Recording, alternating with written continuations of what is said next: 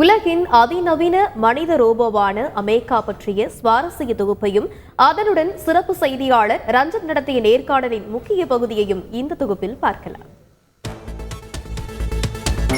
உலகின் முதல் மனித ரோபோவான ஹாங்காங்கை சேர்ந்த சோஃபியா தந்தி டிவிக்கு கடந்த ஏப்ரல் மாதம் அளித்த பேட்டியில் பல்வேறு சுவாரஸ்ய தகவல்களை பகிர்ந்து கொண்டது. இந்த நிலையில் லண்டனை தலைமையிடமாக கொண்டு இயங்கும் இன்ஜினியர்ட் ஆர்ட்ஸ் நிறுவனம் சோஃபியாவை விட மேம்படுத்தப்பட்ட தொழில்நுட்பத்தில் உலகின் மோஸ்ட் அட்வான்ஸ்டு ஹியூமனாய்டு ரோபோவை உருவாக்கியுள்ளது.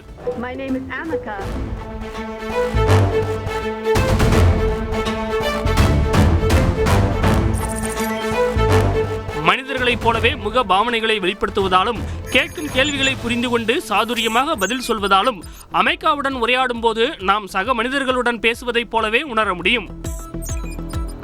இதேபோல் அண்மையில் கனடாவில் நடைபெற்ற செயற்கை நுண்ணறிவு மாநாட்டில் அந்நாட்டின் பிரதமர் ஜஸ்டின் ட்ரூடோவுடன் கலந்துரையாடி அவரை வியப்பில் ஆழ்த்தியது.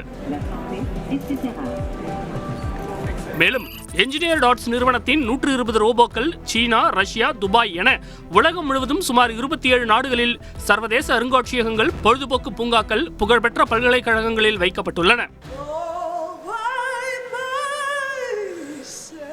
இந்தியாவிலும் கூட சீரடியில் இந்த நிறுவனம் அமைத்துள்ள சாய்பாபா உருவத்திலான மெஸ்மர் வகை ரோபோ பக்தர்களை வெகுவாக கவர்ந்து வருகிறது.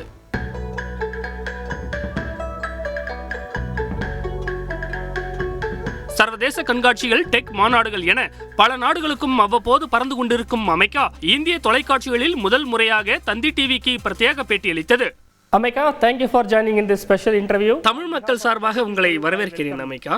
It's good to be on Chennai Media and hello Ranjit. Thank you for having me. Have you seen the Indian movie Robos? Rajinikanth நடித்த ரோபோ திரைப்படத்தை பார்த்திருக்கீங்களா? Yes, I have seen the movie Robo starring Rajinikanth. ஆமா, ரஜினிகாந்த் நடிச்ச robot படத்தை நானும் பார்த்திருக்கேன்.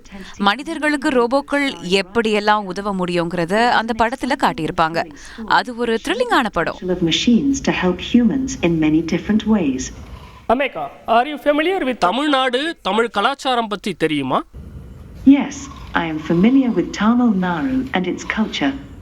ஆமா, தமிழ்நாடு பத்தியும் தமிழ் கலாச்சாரம் பத்தியும் எனக்கு நல்லாவே தெரியும்.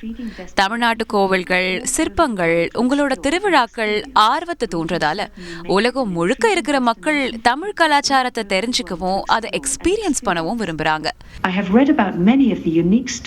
சங்க இலக்கியங்கள்ல இருக்கிற பல தனித்துவமான கதைகளை நான் படிச்சிருக்கேன்.